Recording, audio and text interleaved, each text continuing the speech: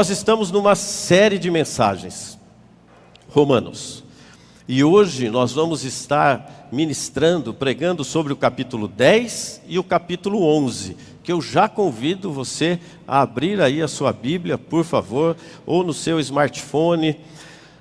Nós vamos estar projetando aqui também alguns textos, mas abra a sua Bíblia, Romanos capítulo 10. A minha Bíblia está na versão da Bíblia Viva. E é muito interessante que esses dois capítulos, 10 e 11, eles têm o mesmo contexto. Então, para nós transmitirmos essa mensagem, comunicarmos essa mensagem, eu separei ela em 6 pontos. Esses 6 pontos, ele tem 2 pontos falando bem forte daquilo que capítulo 10 fala, 2 pontos do contexto todo e da conexão que tem dos 2 livros, e 2 pontos nós vamos ver sobre o capítulo 11. Mas eu quero dizer para você que este capítulo 10 é o ponto alto, é o ápice desse livro de Romanos. Pastor, mas e até aqui? Até o capítulo 9, até o capítulo 9 veio sendo feita uma construção, foi exposto todo o problema, mas quando chega agora no capítulo 10, o apóstolo Paulo, ele apresenta o plano de Deus. O plano de Deus para o homem está aqui no capítulo 10. O plano de Deus de como alcançar e experimentar a vitória nas nossas vidas. É aqui no capítulo 10. Por isso, prestem atenção. Esses capítulos, como eu falei, eles estão interligados. Mas ao mesmo tempo que pode parecer algo complexo, ele é muito simples. Neste capítulo 10 tem a abrangência total do Evangelho. E ao mesmo tempo ele mostra a soberania de Deus e como Deus pode restaurar as nossas vidas, como nós podemos começar tudo de novo. Então Paulo, nesses 2 capítulos, ele aborda a relação entre a justiça pela fé e a busca pela salvação por meio de Cristo. Ele mostra esta preocupação com os israelitas, e ele já começa aqui no capítulo 10, no versículo 1, dizendo assim: queridos irmãos, o desejo do meu coração e a minha oração são que os israelitas possam ser salvos. Eu sei que eles têm zelo por Deus, mas esse é um zelo mal dirigido, pois eles não conhecem a justiça que vem de Deus e procuram estabelecer a sua própria justiça. Assim, acabam rejeitando a justiça de Deus, porque o fim da lei é Cristo, para que todo que crer nele seja declarado justo. Pois Moisés escreveu a respeito da justiça que vem da lei: viverá aquele que fizer o que a lei manda. Entretanto, a justiça que vem pela fé diz: você não precisa fazer uma busca nos céus para encontrar a Cristo e trazê-lo aqui embaixo para que ele o ajude. Ou você não precisa descer os abismos, a fim de fazer Cristo subir dentre os mortos. Versículo 8. Mas o que diz a justiça? A palavra, aquela que pregamos, já é de fácil acesso a cada um de nós. De fato, ela está em sua boca e em seu coração. Isto é, a palavra da fé que estamos anunciando. Pois, se você confessar com seus próprios lábios que Jesus Cristo é o seu Senhor, crendo do fundo do coração que Deus o levantou dentre os mortos, você será salvo. Porque é crendo de coração que um homem se torna reto para com Deus, e com a boca é que confessa a sua salvação. As Escrituras nos dizem: todo aquele que crê em Deus jamais será decepcionado. Não há diferença entre judeus e gentios, pois todos eles têm o mesmo Senhor, aquele que dá generosamente de suas riquezas a todos quantos lhe pedem. Porque todo aquele que chamar pelo nome do Senhor será salvo. Todo aquele que chamar pelo nome do Senhor será salvo. Como, porém, eles pedirão a ele que o salve, se não creem nele? E como podem crer nele, se nunca ouviram falar dele? E como podem ouvir acerca dele, sem que alguém fale a eles? E como é que irão falar, sem que sejam enviados? É sobre isso que as Escrituras falam, quando afirmam: como são bonitos os pés daqueles que pregam o evangelho da paz com Deus e trazem notícias alegres de coisas boas. Em outras palavras, como são bem-vindos aqueles que vêm anunciando o evangelho. Entretanto, nem todos que ouvem o evangelho o aceitam, pois o profeta Isaías disse: Senhor, quem creu na nossa mensagem? Assim é que a fé vem pelo ouvir o evangelho a respeito de Cristo. Mas eu pergunto, será que eles não ouviram a palavra de Deus? É claro que ouviram. Como dizem as Escrituras, a sua voz ressoa por toda a terra, e as suas palavras até os confins do mundo. Eu pergunto outra vez, será que o povo de Israel não entendeu que Deus daria a sua salvação para os outros, se eles se recusassem a recebê-la? Sim, pois Moisés já disse: vou fazer o mesmo com Israel, vou provocar ciúmes nele, vou dedicar afeição a um povo que não é meu, provocarei sua ira por meio de uma nação insensata.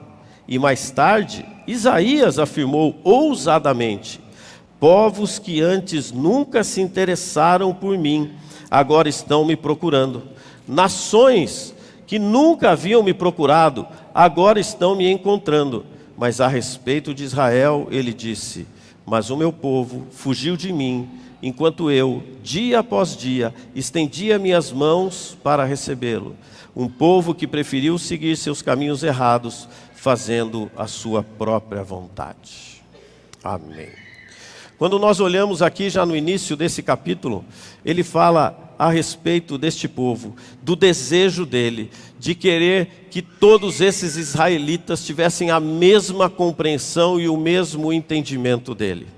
Quando ele começa a falar aqui, que eu sei do zelo que eles têm por Deus, por que ele fala com tanta convicção e certeza, Paulo?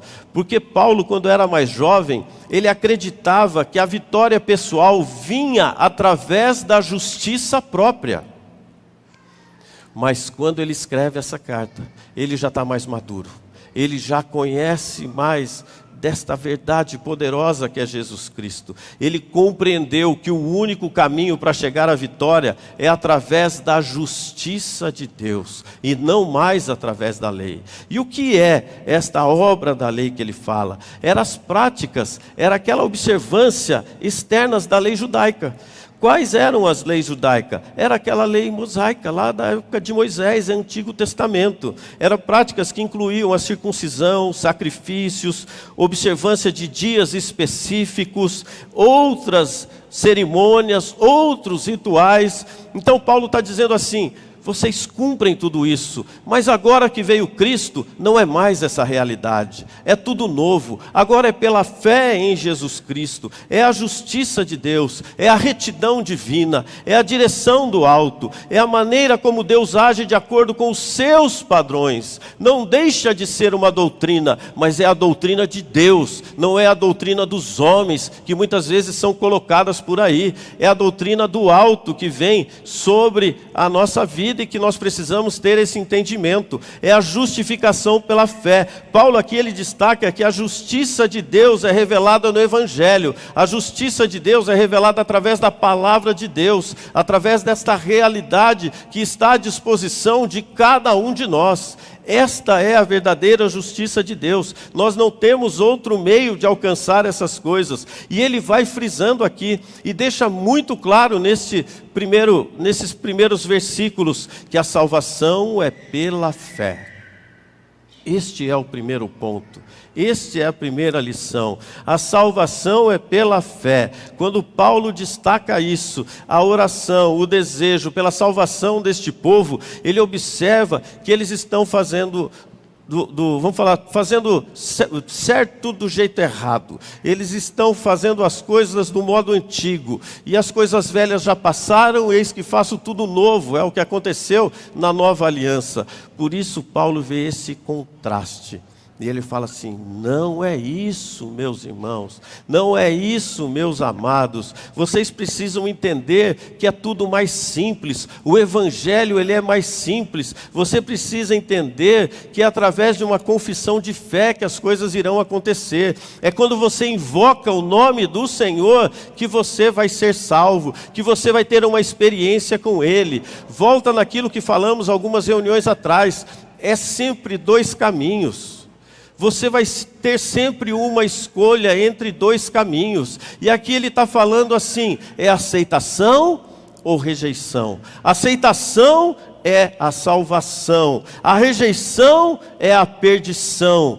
Qual caminho você vai escolher hoje? Qual caminho você vai trilhar a partir de hoje? Aceitação ou rejeição? Salvação ou perdição? Paulo faz um convite, faz um chamado à fé. Como o pastor Ronaldo falava aqui, não existe fé e medo ocupando o mesmo espaço. É um chamado à fé que nós temos aqui nesta manhã.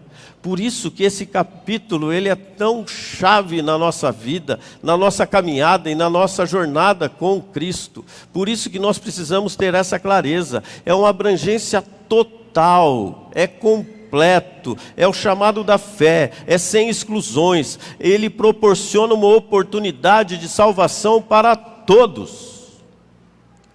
Mas a palavra de Deus diz que nem todos o receberam. Aceitação ou rejeição? Que caminho nós vamos trilhar? A oferta da salvação é para os judeus, é para os gentios e é para qualquer pessoa, inclusive para qualquer uma das etnias que tinha naquela época. Está à disposição de todos nós. Por isso nós precisamos crer na obra da cruz. Nós precisamos crer naquilo que está escrito nestes versículos. Nós precisamos invocar o nome do Senhor. E isso já estava escrito lá em Joel 2,32. Joel 2,32, ele indica que qualquer pessoa que invocar o nome do Senhor será salva. Aqui a gente pode ver a simplicidade do Evangelho. Aqui a gente pode confiar neste ato que Deus fez para a nossa salvação. Temos ceia hoje. Hoje é dia de renovação dos nossos votos. Só tem um tipo de pessoa que não pode tomar esta ceia. É aquele que está satisfeito com a sua vida de pecado.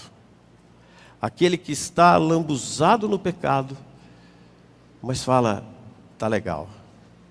Eu ainda não sinto de me arrepender dessas coisas, porque está gostoso, porque está bom. Esse é o único tipo de pessoa que não pode tomar a ceia. Mas se você quiser se arrepender, pastor, mas eu nunca ouvi isso, mas se você quiser se arrepender hoje, meu irmão, minha irmã, você está livre, não há mais condenação sobre a sua vida. Começa um novo ciclo, uma nova história, um novo momento, uma nova estação, tudo se fez novo. Às vezes é colocada tanta doutrina dentro da igreja. Se você participar da ceia, você tem que passar por esse ensino, por esse estudo. Se você não for dizimista, se não for, não é nada disso. Ceia é arrependimento e conversão.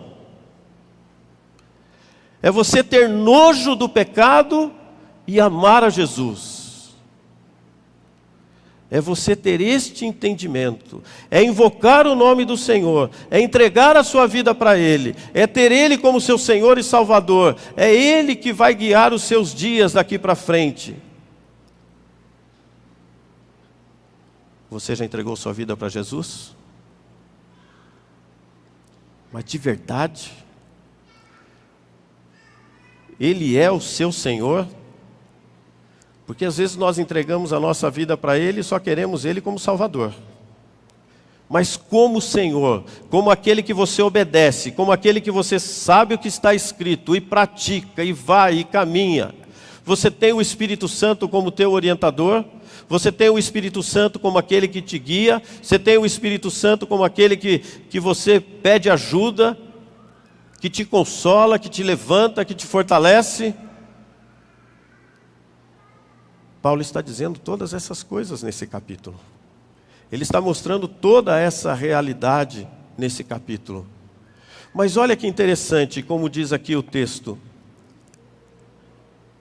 Como as pessoas conhecerão a Jesus se ninguém pregue? Se ninguém fala? Olha a responsabilidade que ele está trazendo para as nossas vidas. Se todos nós aqui já entregamos a nossa vida para Jesus, ele está falando assim: você tem falado do meu nome? Você tem testemunhado daquilo que eu tenho feito na minha vida, na sua vida? Irmãos, quem não testemunha daquilo que Deus faz na sua vida, está roubando a glória de Deus. Todas as vezes que você recebe uma bênção, você está recebendo algo do alto para você compartilhar com alguém.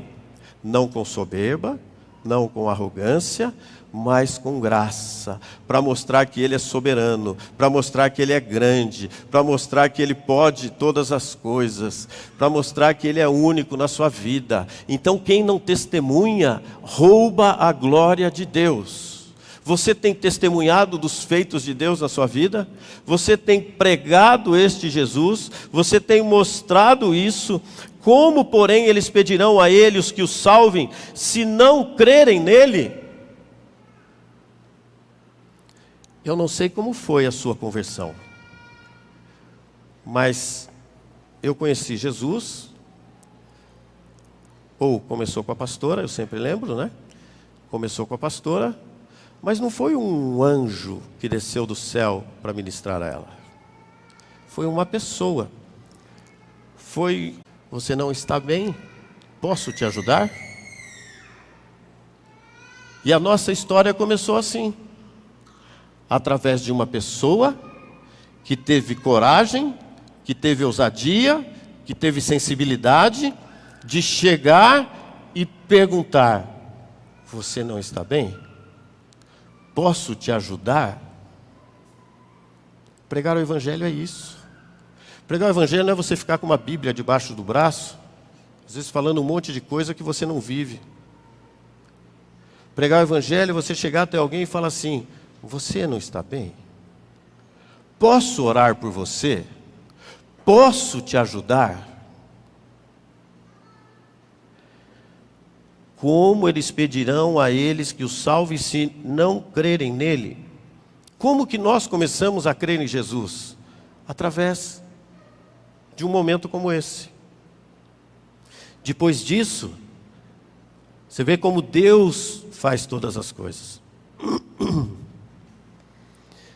Esta mulher que veio até a Vanessa nos apresentou a pastora Lorena e a Cleusa, que as duas sempre andavam juntas e eram da comunidade da graça. Apresentou elas, perguntou se poderia ir até o hospital para fazer uma oração pelo meu sogro.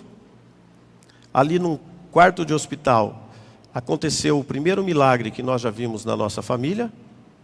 Meu sogro ia passar por uma cirurgia, meu sogro com 74 anos, fumou durante a vida toda, ele com trombose, as veias já tudo colada, ele já tinha um problema crônico, chama miastenia, que é o enfraquecimento dos músculos. Então ele não poderia tomar uma anestesia geral, porque automaticamente o coração enfraquece, toda a musculatura relaxa e ele morreria nessa anestesia. Só que como tem uma promessa nas Escrituras: crê no Senhor seu Deus e será salvo tu e a tua casa. Deus foi misericordioso com a vida dele e com a nossa vida. E esta cirurgia era para amputação do pé, porque já não tinha mais o que fazer. A pastora Lorena junto com a Cleusa, foram até o hospital e fizeram aquela oração de fé. Acreditamos nessa oração. E de um dia para o outro, o que era para ser uma cirurgia de amputação do pé, ele só tinha faixa no pé e tomando tramal, morfina, essas coisas fortes que dão no hospital quando não tem mais o que dar, para quando a situação está feia. Ele só tomava isso para aliviar a dor. De um dia para o outro. O médico chegou para levar ele para a cirurgia pela manhã, tirou toda a faixa da perna dele e o pé dele estava quentinho, o pé dele estava vermelhinho e a circulação voltou completamente. Você pode dar uma salva de palmas para Jesus?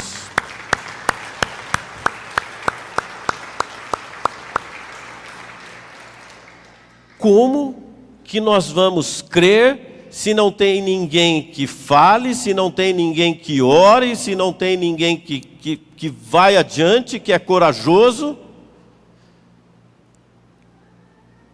Irmãos, nós precisamos falar de Jesus, nós precisamos mostrar Jesus. Vocês viram que ordem, e uma ordem até lógica, como Deus trabalha? E o fim, e através disso, alcançou toda a família. É assim. Deus, ele trabalha de um jeito sobrenatural, como nós acabamos de cantar aqui. Pessoas. Ele precisa de nós para isso? Vou falar para você, ele não precisa de nós para isso. Ele vai ter todos os meios dele para nos alcançar. Mas ele quer usar a cada um de nós para isso, para fazer parte desse processo. Ele mostra que quando a gente for falar dele, mostrar ele, apresentar ele, dá ênfase na palavra. Enfatiza o evangelho. Enfatiza aquilo que ele fez para você. Deixa essa pessoa cheia de fé. Ressalta, deixa claro que essa liberdade humana em responder esta mensagem, esta pregação, eu quero dizer que você e eu, nós somos importantes nesse processo. Nós precisamos mostrar isso para as pessoas.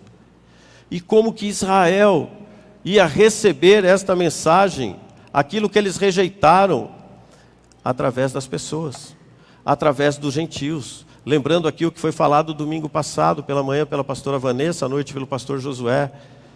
Quem são os gentios? Os gentios são aqueles que não são judeus, somos todos nós. Então ele usou, ele falou: sejam ousados, sejam corajosos, perseverem, persistência na evangelização. Mas eu já falei uma vez. Ótimo, pelo menos falou uma vez, mas a sequência é que vai dar toda esta vida, toda esta força e vai gerar mais fé no coração das pessoas. Nós tivemos vidas, nós tivemos famílias que nós chegávamos a convidar mais de ano, toda semana, para o nosso G100. Toda semana. Nós tínhamos um alvo de oração. Nós tínhamos um caderno de oração e toda semana a gente chamava, toda semana a gente convidava, toda semana, porque aquilo que é bom para nós, nós queremos apresentar para os outros. Aquilo que é bom para nós, nós queremos ver transformado. A gente chamava toda semana. Aliás, né, uma dessas famílias que nós oramos praticamente por um ano inteiro por eles, porque assim, deixa eu deixar a dica aqui já para você que é líder de G100. Chega uma hora que acaba as desculpas. Agora você chama uma vez, depois vai lá na frente, né? Convida. Chega uma hora que acaba a desculpa. Aí o cara fala assim: eu vou lá, só para ele parar de me convidar. E aí já era. E aí Jesus pega, e aí Jesus abraça, e aí Jesus transforma, e aí Jesus opera um milagre. E ele fala: por que eu demorei tanto tempo? Por que eu não fui no primeiro convite? Por que eu deixei, né, todo esse tempo as coisas acontecerem? Persistência na evangelização, é o que ele fala aqui no versículo, 21, né? Mas a respeito de Israel ele disse: o meu povo fugiu de mim enquanto eu dia após dia estendia as minhas mãos para recebê-lo. É todo dia. E hoje, este casal, eles são líder dos adolescentes lá em Londrina. Eles estão à frente do Ministério de Adolescentes lá em Londrina. E é assim que Deus faz. Começou com uma mulher um dia que a Vanessa foi levar o Lúcio numa natação. Veio até as nossas vidas. Nós continuamos contando, pregando e espalhando esse evangelho. E esta família veio. E esta família ganhou toda a família dele. E eles estão hoje liderando os adolescentes, colocando Jesus no coração desses adolescentes e fazendo a transformação total e completa na vida deles. É desta maneira que as coisas têm que acontecer. Como? E como podem crer nele se nunca ouviram falar dele? Não tem jeito. Nós precisamos falar desse Jesus maravilhoso. E ele continua dizendo aqui agora, junto com o capítulo 11, quando ele fala aqui no versículo 10, 12, 10, 13 de Romanos 10 e Romanos 11, 11, Romanos 11, 32, ele faz esta conexão do que? Da salvação é para todos. Ninguém fica de fora, todos que abrirem o seu coração. Ele fala assim, não há diferença entre judeus e gentios, pois todos eles têm o mesmo Senhor. Todos nós temos o mesmo Senhor, aquele que dá generosamente das suas riquezas a todos aqueles que pedem. Quando nós olhamos aqui no versículo 32, porque Deus colocou todos sob a desobediência para que ele pudesse exercer misericórdia para com todos igualmente. Todos nós temos essa oportunidade, todos nós temos essa chance, todos nós podemos ser incluídos nesta obra, nesta poderosa salvação. Ele mostra no capítulo 11 uma analogia com a oliveira. Ele ilustra como os gentios são enxertados nesta oliveira. Nós estávamos fora, mas aqui ele traz uma promessa e mostra que nós estamos conectados, estamos ligados nele, estamos ligados, onde diz ali em Romanos 11, 17, é a inclusão dos gentios, é a nossa inclusão na bênção da salvação, quando nós somos enxertados na árvore da fé. É isso que acontece quando nós declaramos Jesus como nosso único e suficiente Senhor e Salvador. É claro, a salvação se estende além do povo de Israel. Nós todos somos incluídos nesta boa obra, mas como nós vamos conseguir chegar em todas essas coisas? Entendendo a soberania de Deus, entendendo que Ele é o máximo, Ele é o maior, que não tem outro, como diz no versículo 20 de Romanos 10, e Isaías muito ousadamente disse, fui achado pelos que não me procuravam, e revelei-me aos que não perguntavam por mim. Como diz em Romanos, capítulo 11, versículo 5, assim pois, neste presente momento, também há um remanescente escolhido pela graça. E o que é remanescente? Paulo utiliza isso para um grupo fiel de judeus que permaneceram fiel e leais a Deus. Aqueles que permaneceram fiel, aqueles que são leais. Você tem sido fiel a Deus como Ele tem sido fiel com a sua vida? Você tem sido leal às Escrituras? Como que você tem se comportado nesses dias? A soberania de Deus. Ele é o Criador de tudo e de todos. Nós precisamos entender isso de uma vez por todas. Ele é o soberano. Ele tem o amor e a misericórdia. Quer mais do que isto que nós vamos praticar nessa manhã? João 3,16. Porque Deus amou o mundo de tal maneira que deu o seu único Filho, para que todo aquele que nele crê não pereça, mas tenha a vida eterna. É para todos? É para todos, mas nem todos os receberam. Porque é para todo aquele que crê. Se você crê, você está incluído nesta árvore. Você está incluído nesta videira verdadeira, nesta oliveira, como é citado aqui em Romanos 11. É um justo juiz. Ele é soberano, Ele é um justo juiz. Ele trata todos com igualdade. Ele oferece oportunidade de arrependimento para todos. Ele oferece o perdão para todos. Às vezes nós não nos perdoamos, mas Deus, Ele já nos perdoou. A partir do momento que nós resolvemos ter uma novidade de vida, Ele já rasgou a nossa cédula de dívida. Ele na cruz, Ele já levou todas essas coisas.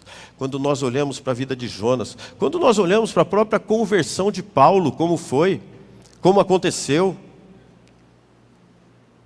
olha como muda as coisas. Então esse convite é para todos nós. Ninguém está excluído deste convite, de ter Jesus como Senhor e Salvador. E através desse testemunho que eu deixei aqui, bem breve da nossa vida, é simples assim, essa caminhada. Às vezes nós queremos elaborar muitas coisas, às vezes nós queremos criar muitas estratégias, às vezes nós ficamos travados, emperrados, e não é. É simples assim. Coloque um objetivo. O Robinho, esses dias nós conversamos, até falei aqui em um dos nossos cultos, ele colocou um objetivo para ele esse ano, de poder trazer mais pessoas para o lado dele, de ser mais ousado na palavra de Deus, de ganhar pelo menos uma pessoa por mês para Jesus, de estar junto aqui, de cuidar dessa pessoa, de discipular essa pessoa, de dar um caminho e um norte para essa pessoa. E quando você pede, Deus traz, Deus acrescenta, Deus coloca pessoas do seu lado para você mostrar e apresentar Ele com a sua vida, com aquilo que tem dentro de você. Você tem um dom e um talento. A pastora só reforçando, né? A gente não estava num ambiente de igreja, onde ela ouviu essa palavra, era uma natação, era um clube. Então, é onde você está que você vai falar, pregar, orar, trazer vida para quem está morto. Por isso que ele fala na esperança, na restauração de Israel. É a esperança de restauração da nossa vida. É a esperança de restauração para a nossa família. É a esperança de restauração para a sua vida financeira. É a esperança de restauração para o seu trabalho. É a esperança de restauração para o seu GECEM. É a esperança, porque é Cristo em vós. A esperança da glória. É a esperança. Nós não podemos perder isso. E o mistério da salvação, isso vai ser único. Isso daí nós só vamos entender todo esse mistério, essa compreensão no final, que todos estiverem salvos ou quando Jesus voltar.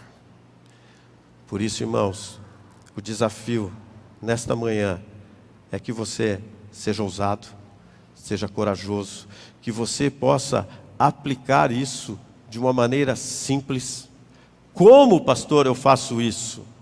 Anota aí. Compartilhe o Evangelho e engaje-se ativamente.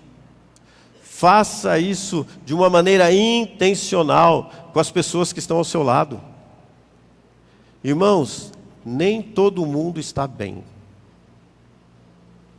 Nem todo mundo está bem.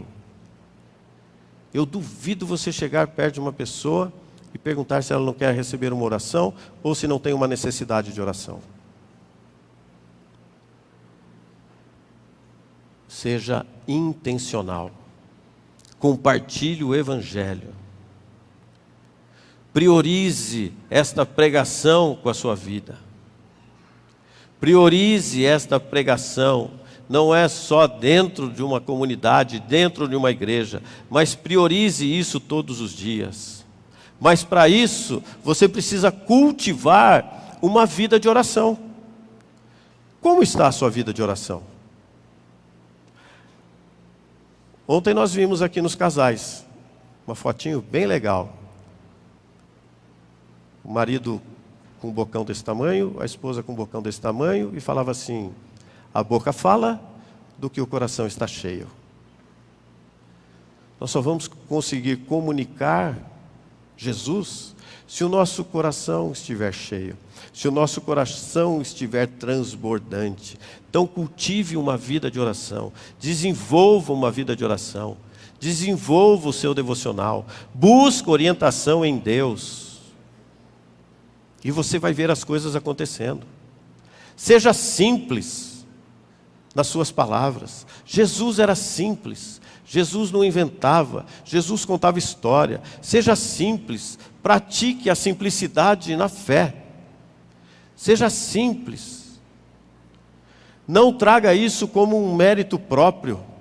Não traga isso como eu consegui, eu fui corajoso. Não, é a graça, a misericórdia e a bondade de Deus sobre as nossas vidas que nos dá essa capacidade. É esta fé, e reconheça essa abrangência total do Evangelho. Essa universalidade do Evangelho. É para todos. Todos nós podemos ser agentes transformadores na vida das pessoas. Mas para isso nós precisamos ter um coração grato também. Quando entra no versículo 11, quando a gente começa a ver essas coisas, a gente precisa entender que nós precisamos cultivar a gratidão. Você tem um coração grato? Você é grato por aquilo que você tem? Você é grato por aquilo que Deus já te deu? Você é grato por aquilo que você tem aí em suas mãos? Porque as coisas vão acontecer a partir daquilo que está nas nossas mãos. Você não vai precisar de mais nenhuma ferramenta. Você não vai precisar de mais nenhuma arma. Você não vai precisar de mais nada. É com aquilo que você tem que as coisas irão acontecer. Aquilo que está na sua mão já é poderoso, já é grande, já é forte. Acredite. E para encerrando, concluindo este primeiro momento, quero convidar aqui o pessoal do louvor. Seja ativo nessa missão. Seja ativo nesta pregação. Seja intencional nessa pregação. Quando nós fazemos isso, as portas começam a se abrir. Lembre-se, Deus ele se move com aqueles que se movem. Deus ele vai caminhando com aqueles que estão se movimentando. Se você não tiver nenhum tipo de ação, que tipo de reação vai vir do outro lado? Precisa movimentar, precisa caminhar, precisa marchar, precisa andar. Você precisa ser ativo nessa missão. Por isso, irmãos, creia. É o que está lá em Romanos 10, 9. Romanos 10, 10. E essa é a ação principal que nós precisamos ter. Crer, acreditar em Jesus como Senhor e Salvador das nossas vidas.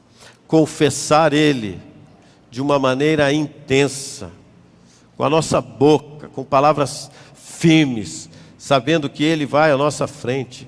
Invocar Ele em todos os momentos. Nós temos o Todo-Poderoso e nós não invocamos Ele. E às vezes a gente olha meio para fora aí, esse povo fica invocando Satanás, fica invocando Exu, fica invocando isso, invocando aquilo, aquele outro, aquelas coisas aradas todas. E nós temos o Todo-Poderoso.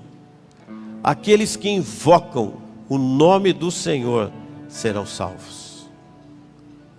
Romanos 10, 13.